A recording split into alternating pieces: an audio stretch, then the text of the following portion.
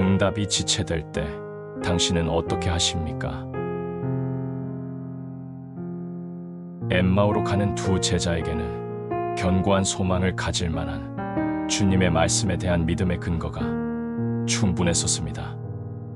그러나 그들은 말씀 앞에서는 무지했고 사람들 앞에서는 거만했습니다. 그들은 예수님의 부활을 직접 확인했던 여인들의 증언을 무시했습니다.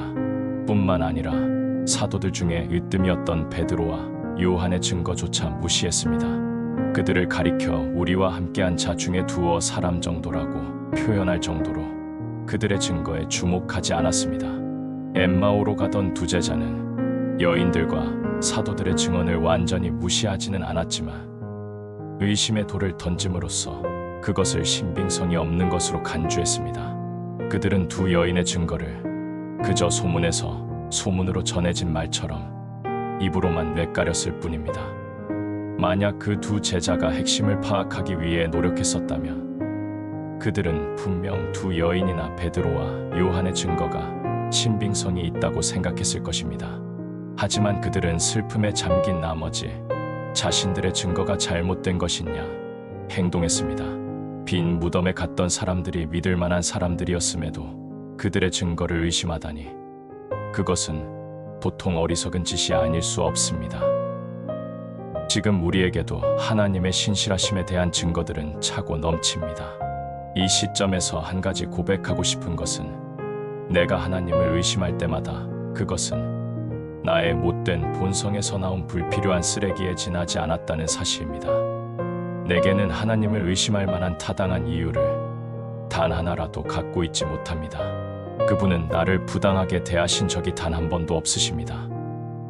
나는 언약의 배 안에서 가장 안전하다는 사실을 깨닫습니다. 당신도 이 배를 함께 타고 있음을 믿으시기 바랍니다. 그런데 우리가 불신앙으로 떨어지는 이유는 종종 우리의 성급함 때문입니다. 엠마오로 가던 두 제자는 이뿐 아니라 이 일이 된 지가 사흘째요 라고 말했습니다. 그들은 사흘째 되는 날에 엄청난 일을 기대했을 것이고 또 그 기대는 합당한 것이었습니다. 그러나 아직 그날이 저물지 않았음에도 그들은 마치 한 달이나 지난 것처럼 조바심을 내었습니다. 주님께서는 죽은 지 사흘째 되는 날 다시 살아날 것이라고 말씀하셨지 그날의 모든 제자들에게 모습을 나타낼 것이라고 말씀하진 않으셨습니다. 주님은 그들에게 갈릴리로 가라고 하시며 거기서 그들을 만날 것이라고 말씀하셨지만 그 만남이 그날에 이루어질 것이라고 말씀하지는 않으셨습니다. 믿는 자는 결코 조급해하지 않으나 믿지 않는 자들은 언제나 안절부절 못하기 마련입니다. 우리에게 인내가 필요하다는 히브리서 기자의 지적은 언제나 옳은 것입니다. 너희에게 인내가 필요함은 너희가 하나님의 뜻을 행한 후에 약속하신 것을 받기 위함이라. 하나님의 약속은 반드시 이루어지지만 모든 약속이 오늘 이루어지는 것은 아닙니다. 하나님의 약속 중에는 나중에 지급되는 약속음 같은 것들이 있습니다. 그런데 그런 약속들이 즉시 이루어지지 않는다고 그 약속의 유효성을 불신한다면 그것보다 더 황당한 일이 어디에 있겠습니까? 하나님의 약속을 제멋대로 해석해놓고 우리가 지시한 방법에 따라 수행해 주시지 않는다고 그분의 신실하심에 문제를 제기하는 것은 오만함이 아닐 수 없습니다. 당신은 응답이 지체될 때에 어떻게 하십니까? 하나님의 약속을 기꺼이 기다리십니까?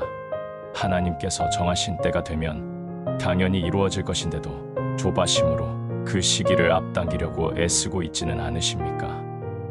주님은 우리의 지시에 따라 그분의 뜻을 바꾸시는 분이 아니십니다. 우리가 주님의 자녀라면 그분의 때를 기다려야 하는 것은 지극히 당연한 것입니다. 불신앙은 고통을 초래할 뿐입니다. 우리가 열을 내어 우물을 더 파지 않아도 이 광야에는 이미 쓴 우물이 충분하며 쓸데없는 상상으로 슬픔을 초대하지 않아도 이 세상에는 슬픔을 가져다주는 이유들로 가득합니다. 세상에서 가장 쓰라린 고통 중에 하나는 인간 스스로가 만들어낸 조급함입니다. 어떤 사람들은 자신의 몸을 삼배천으로 만들기라도 하려는 듯 날카로운 바늘로 자기 몸을 콕콕 찌르면서 일평생을 보냅니다.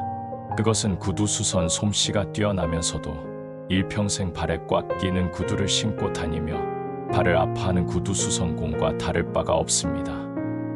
쓸데없이 걱정하는 걱정의 달인이 될 이유는 없습니다.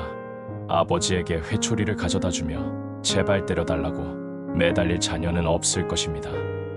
우리를 자상하게 사랑해 주시는 주님을 신뢰하는 마음으로 바라보며 당신의 귓가에 그분의 음성이 들리지 않을지라도 주님의 언약은 반드시 이루어질 것을 믿는 확신으로 엠마오가 아닌 예루살렘을 향해 달려가시기를 바랍니다.